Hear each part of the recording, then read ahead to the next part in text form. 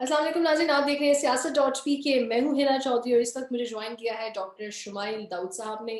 आप इनको मुख्तलिफ चैनल्स पर इकोनॉमी के हवाले से बात करते हुए देखते होंगे, अपनी प्रिडिक्शंस भी देते हैं। सर, बहुत शुक्रिया आपने थ्रू जूम हमें ज्वाइन किया।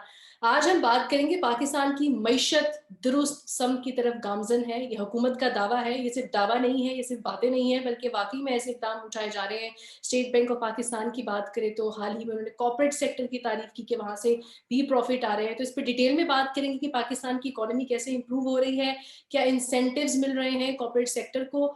सर, सबसे पहला सवाल तो आपसे यही है, अगर मैं कंपैरिजन में आपसे पूछूं कि पीएमएलएन के दौर में अपनी लास्ट टेन्योर में और अब जो हुकूमत 2.5 साल से ऊपर का टाइम हो गया है, इकोनॉमी कैसी जा रही है पाकिस्तान की?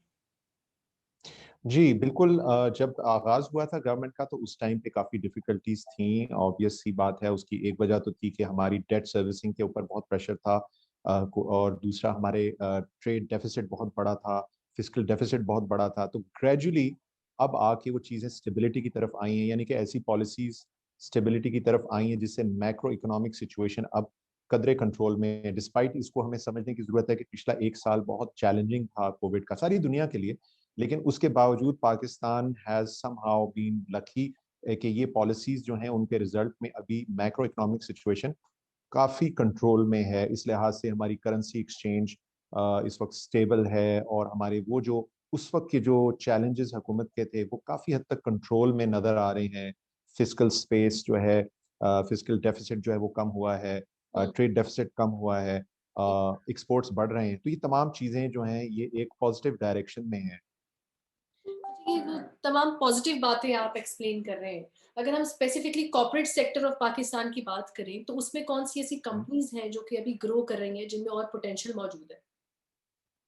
देखें, पहली बात ये कि कुछ चीज़ें जो हैं वो तो हमारी जब इकोनॉमी शट डाउन हुई या स्लो हुई तो उसकी वजह से कुछ चीज़ें स्लो होने की वजह से उनका एक बैकलॉग आया, यानी उनकी अब अचानक डिमांड बढ़ी है। ये डिमांड पेंट अप डिमांड थी, तो उनके अंदर एक ग्रोथ आ रही है। आपके सामने ऑटो सेक्टर है जो बड़ी तेजी से बढ़ रहा है, ग्रो कर रहा है। नई कंपनीज, पहले से पॉलिसीज चल रही थी, उनकी वजह से नए एंट्रेंट्स आ गए हैं मार्केट में। हुकूमत ने जो इंसेंटिव्स क्रिएट किए या दिए दोबारा इकोनॉमी को खोलने के लिए, उसमें एक बहुत बड़ा इंसेंटिव जो है कंस्ट्रक्शन सेक्टर के लिए था कि उसको एक एक तहफ़्फ़ुज़ भी दिया, उसको ग्रोथ के लिए आगे पोटेंशियल भी दिया। तो उससे जो एलाइड तमाम स्टील, सीमेंट या और एलाइड जितने फील्ड्स हैं जो उससे मुंसलिक हैं, पेंट है, ये तमाम चीज़ें, उनमें आपको नज़र आ रहा है कि उनकी एक पॉजिटिव ग्रोथ नज़र आ रही है जो कि कॉर्पोरेट सेक्टर में नज़र आ रही है। इसके साथ साथ आपने बैंकिंग सेक्टर में देखा कि उनके भी प्रॉफिट्स, डिस्पाइट कि बाकी दुनिया में मसाइल थे, उनकी भी ग्रोथ आ रही है। उसके साथ साथ आप ये देखें कि स्टेट बैंक ने अपने जो इस दौरान, कोविड के दौरान ही गुज़िश्ता साल में अपना जो यानी कि रेट है, इंटर बैंक रेट है, उसको भी कम किया, जिसकी वजह से बोरोइंग भी डेफिनेटली बेहतर हुई। इसके साथ साथ सेविंग्स हमारी बढ़ी क्योंकि एक्सपेंडिचर कुछ अरसे के लिए शॉर्ट हुआ। बहुत से लोगों ने इकोनॉमी स्लो होने की वजह से वो सेगमेंट्स जो बंद हुए, सर्विसेज से, शादी ब्याह और तमाम इस किस्म की जो ऐसी चीजें थी जो जिसमें स्लोनेस आई, उसकी वजह से लोगों की सेविंग भी बढ़ी। तो definitely banking sector is also done better. जब stock market international is market already. की बात कर रहे थे, स्टॉक मार्केट की हम अभी बात करते हैं। इंटरनेशनल मार्केट की एक बड़ी अच्छी खुशखबरी हमारे लिए ये थी कि जहाँ पर कोविड-19 में हमने देखा कि इकोनॉमी अंडर प्रेशर थी, बहुत सारे कंट्री सफ़र कर रहे थे एक्सपोर्ट रेशियो को लेकर, इम्पोर्ट रेशियो को लेकर। तो पाकिस्तान को वहाँ पर कुछ फ़ायदा भी मिला कि हम उस एक्सपोर्ट में आगे बढ़ गए। बिल्कुल। हमें रिलेटिव फायदा ये मिला कि बहुत से मुल्क जो हैं उनमें अनफॉर्चुनेटली कह लें, उन मुल्कों में ज्यादा बीमारी का जो है वो फैलाव हुआ। उनकी इकोनॉमी को शट डाउन ज्यादा देर तक किया, वो अफोर्ड भी कर सकते थे शट डाउन करना, उन्होंने किया। उसकी वजह से उनकी सप्लाई चेन जब डिस्टर्ब हुई तो उनकी फैक्ट्रीज जो है वो ऑनलाइन नहीं आ सकी। हुँ। हमने चूंकि हमारे यहाँ उस तरह से उतनी ज्यादा डिस्ट्रक्टिव नहीं हुई आउटकम, तो हम खुशकिस्मत थे और हमारी economy due to the government policies जल्दी खोली। और वो जल्दी खोलने का फायदा ये हुआ कि इंडस्ट्री जो है वो, मैन्युफैक्चरिंग यूनिट्स जो है वो ऑनलाइन आ गए, तो वो उनको एक विंडफॉल इफेक्ट मिला, जिसकी वजह से हमारा एक्सपोर्ट एकदम बूस्ट अप हुआ है। तो डेफिनेटली टेक्सटाइल्स, बल्कि जो लोग इस वक्त उस सेक्टर से ताल्लुक है वो कह रहे हैं कि for a long period of time small medium जो उनको सप्लाई करते हैं टेक्सटाइल्स को, लूम्स वगैरह, वो बहुत अरसे से बंद थे यूनिट्स, वो बहुत अरसे के बाद खुले हैं। और बल्कि शॉर्टेज भी, रिलेटिव शॉर्टेज भी हो रही है टेक्निकल लोगों की एक्सपर्टीज की। अच्छा। ये तो वो आपने इंटरनेशनल मार्केट की बात करी, मैं चाह रही हूँ स्टॉक एक्सचेंज की सूरत हाल पे हम नजर डालें। जी, स्टॉक एक्सचेंज, चूंकि आपने एग्जैक्टली जिस तरह कहा कि वो तमाम सेक्टर्स जो जिनका ताल्लुक स्टॉक एक्सचेंज से भी है, वो वहाँ लिस्टेड कंपनीज भी हैं। एक तो डेफिनेटली कुछ आपके स्ट्रॉन्ग होल्ड हैं, जिस तरह ऑयल, गैस और ये वो चीज़ें जो रूटीन में चलती हैं। लेकिन उसके अलावा ये तमाम बड़े बड़े सेक्टर्स जो लिस्टेड हैं हमारे, चाहे वो बैंकिंग है, फाइनेंशियल हैं, कंस्ट्रक्शन से ताल्लुक है, सीमेंट है, दूसरे यूनिट्स हैं, वो तमाम भी, उनमें भी एक रैली आई है और वो ग्रो कर रहे हैं। फिर उसके अलावा ओवरऑल एक पॉजिटिव एटमॉस्फेयर क्रिएट हुआ, जिसकी वजह से जो सेंटिमेंट है overall, with rising exports, exchange हमारा स्टेबल गया, उसके साथ साथ हमारे जो रिजर्व्स हैं वो बेहतर हुए हैं, और इसके अंदर ये बहुत खुशाइंद बात है। तो ये एक पॉजिटिव सेंटिमेंट क्रिएट होने की वजह से ओवरऑल, इसके बावजूद कुछ डिप्स आती हैं, करेक्शंस होती रही हैं, लेकिन इस स्टेज के ऊपर डेफिनेटली एक ओवरऑल अगर आप देखें तो परफॉर्मेंस बेहतर रही है स्टॉक मार्केट की। Having said that, international market में अगर हम देखें तो वहां भी एक पॉजिटिव रैली चल रही है। So overall the stock market is doing well.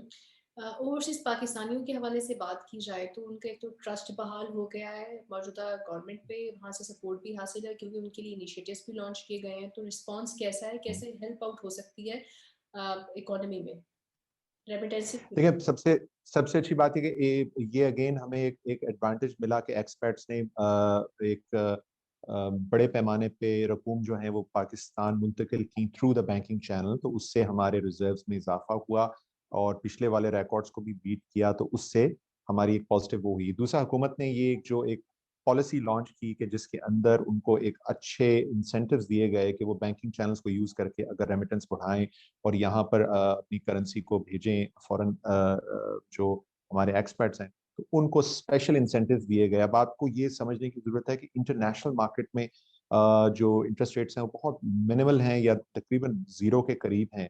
तो उन हालात में उनके लिए एक बहुत पॉजिटिव इंसेंटिव था, और ओवरऑल इससे एक आई थिंक हमारे रिजर्व्स में एक अच्छा रुझान है, और आप देख रहे हैं कि बतदरीज हमारी करेंसी जो है वो स्ट्रॉन्गर हो रही है as oppose to dollar. So this is a good sign as far as the economy is concern. However, इसके साथ साथ द ओनली चैलेंज इसमें जो आता है वो इंपोर्ट से रिलेटेड आता है, कि जो इंपोर्ट्स कर रहे हैं उनके लिए थोड़ा सा ये एक चैलेंज आ रहा है, but generally speaking it's is a positive. अच्छा, आम आदमी का सवाल ये है कि जब हम इतनी चीज़ें बता रहे होते हैं, ऑल दो कि मैं और आप बड़े आसान अल्फाज में यहाँ पर बैठकर बात कर रहे हैं, लेकिन उनका ना एक ही सवाल है, रह जाकर उनकी सुई एक चीज़ पे अटकती है, और वो ये है कि महंगाई कब कम होगी? हमें नहीं चाहिए, एग्जैक्टली, रेफरेंसेस नहीं समझ में आता, ओवरसीज नहीं समझ में आता, आप महंगाई बताएं कब कम ठीक होगा, है। तो उनको जरा खुशखबरी तो दे दे कोई। देखें, फिलहाल खुशखबरी उसके अंदर मैं कुछ दे नहीं सकता, लेकिन इस वक्त इन्फ्लेशनरी प्रेशर्स हैं, हम्म। और ये इन्फ्लेशनरी प्रेशर्स बैरून मुल्क भी हैं और पाकिस्तान में भी हैं। हमारा मुल्क जो है, इसका दारोमदार इन्फ्लेशन का बहुत ज़्यादा ताल्लुक इंपोर्ट से है, फ्यूल से है, आपकी लिक्विफाइड गैस से है, तेल से है। अगर तेल की कीमतें स्टेबल रहेंगी तो ऑब्वियसली हमारे ऊपर प्रेशर्स कम होंगे, और उसके साथ साथ हमारी बिजली का जो खर्चा है, ये जिसको गर्दिशी कर्जा कहते हैं, ये तमाम चीजें अभी ये वो चैलेंजेस हैं कि जिसको आगे आने वाले महीनों में या इस बकिया साल में, फिस्कल ईयर में एंड गोइंग फॉरवर्ड, अगर हुकूमत इसको अच्छी तरह मैनेज करने में कामयाब होगी, तो फिर हम इन्फ्लेशनरी प्रेशर्स को कम रखने में कामयाब होंगे। इसके साथ साथ हमारी वीट की प्रोडक्शन कैसी होती है, इसके ऊपर दारोमदार होगा। तो ये तमाम चीजें हैं जो चैलेंजेस हैं, जिनको हम मैनेज करेंगे तो एक कॉमन मैन के जो जिसे कहते हैं मसाइल हैं, उसके अंदर पेट्रोल प्राइसेस और फिर फूड इन्फ्लेशन, इसको कम करने की हुकूमत कोशिश कर रही है, लेकिन ये डेफिनेटली एक ऑन गोइंग प्रोसेस है, डायनेमिक प्रोसेस है। हम उम्मीद कर रहे हैं कि हुकूमत अपनी पॉलिसीज की मदद से इसको कुछ कंट्रोल करने में कामयाब रहेगी। अच्छा, जाते जाते एक आखिरी सवाल है आपसे, वो ये है कि आइंदा आने वाले साल में आप पाकिस्तान की इकोनॉमी को कैसा देख रहे हैं? देखिए, इस स्टेज के ऊपर अगर हम अपनी यूटिलिटीज को कंट्रोल कर लेते हैं, और जिस तरह कंस्ट्रक्शन इंडस्ट्री को हमने किया, हम अब जैसे हुकूमत इस सोच विचार कर रही है कि एग्री एग्री सेक्टर को एक्सेस टू कैपिटल दिया जाए, यानी कि उनको आगे बढ़ावा दिया जाए, उनको टेक्नोलॉजी दी जाए। आई थिंक ये एग्री सेक्टर को अगर वो सही मानों में इन्हांस करने में कामयाब होती है हुकूमत अपनी पॉलिसीज की मदद से, तो एक बहुत बड़ा चेंज और गेम चेंजर हो सकता है, क्योंकि हमारी इकोनॉमी एग्री इकोनॉमी है, अभी भी इंडस्ट्रियल नहीं है, और सबसे बड़ा एम्प्लॉयर है। तो अगर हम इसको सही तरह से कर लेते हैं तो खुशहाली बहुत ज्यादा आ सकती है, और उसके साथ साथ हमारी पैदावारी सलाहियत with in the country, food उसकी, और एक्सपोर्ट्स के पोटेंशियल में बेबहा इजाफा हो सकता है। बिल्कुल ठीक कहा। पाकिस्तान क्योंकि एक एग्रीकल्चर बेस्ड कंट्री है, तो हमें एग्रीकल्चर प्रोडक्टिविटी के हवाले से काम करना है। डॉक्टर शुमाइल दाऊद साहब, बहुत शुक्रिया आपके टाइम का। नाज़रीन, अगर आप हमारे इंडिपेंडेंट डिजिटल प्लेटफॉर्म को सपोर्ट करना चाहते हैं तो लाइक कीजिए, सब्सक्राइब कीजिए और कमेंट्स में ज़रूर पार्टिसिपेट कीजिए, क्योंकि इससे हमें आगे बढ़ने में मदद मिलेगी।